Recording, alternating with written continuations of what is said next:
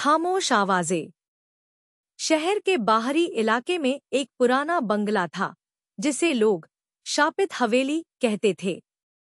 हवेली के आसपास के लोग बताते थे कि वहां रात के समय अजीब अजीब आवाजें सुनाई देती हैं, जैसे किसी की चीखें। लेकिन इन बातों को सुनकर भी युवा पत्रकार राघव ने वहां जाने का फैसला किया।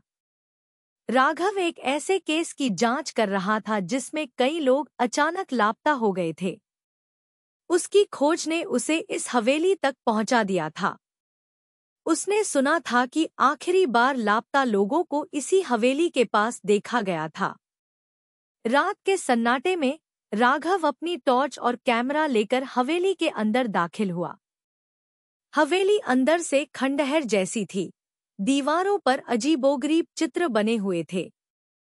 हवेली के हर कोने से अजीब सी ठंडक महसूस हो रही थी। जैसे ही राघव ने दूसरे कमरे में कदम रखा, उसे एक धीमी सी आवाज सुनाई दी। ऐसा लग रहा था जैसे कोई धीमे धीमे रो रहा हो। उसने अपनी टॉर्च उस दिशा में घुमाई, लेकिन वहां कुछ नहीं था। तभी अचानक दरवाजा अपने आप बंद हो गया।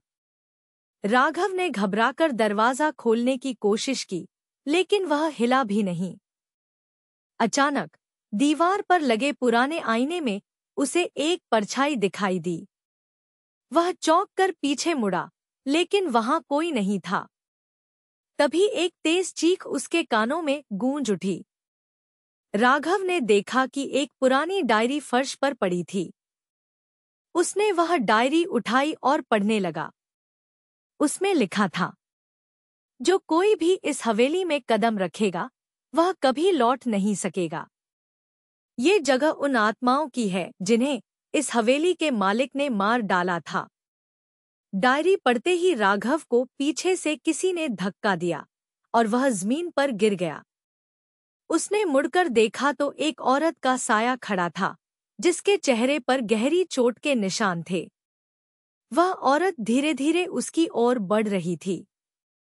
राघव ने जल्दी से कैमरा निकाला और तस्वीर लेने की कोशिश की, लेकिन कैमरा अचानक खराब हो गया।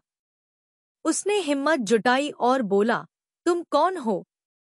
मुझे यहाँ क्यों बुलाया? उस साये ने ठंडी आवाज में कहा, मैं उन लोगों की आत्मा हूँ जो इस हवेली में मारे गए थे। तुम्हें यहाँ इसलिए बुलाया गया क्योंकि तुम सच्चाई सबको बता सको। राघव ने समझ लिया कि यह आत्मा इंसाफ चाहती है। उसने वादा किया कि वह इस हवेली की कहानी दुनिया के सामने लाएगा। उसी पल हवेली का दरवाजा खुल गया। राघव ने वहां से भागकर पुलिस को सारी बात बताई। पुलिस ने जांच शुरू की और पता चला कि हवेली के मालिक ने कई साल पहले वहां कई निर्दोष लोगों को मार दिया था। अंततः उस हवेली को गिरा दिया गया और उन आत्माओं को शांति मिली। लेकिन आज भी जो लोग उस जगह के पास से गुजरते हैं, उन्हें रात के सन्नाटे में एक धीमी आवाज सुनाई देती है, जैसे कोई कह रहा हो, धन्यवाद राघव।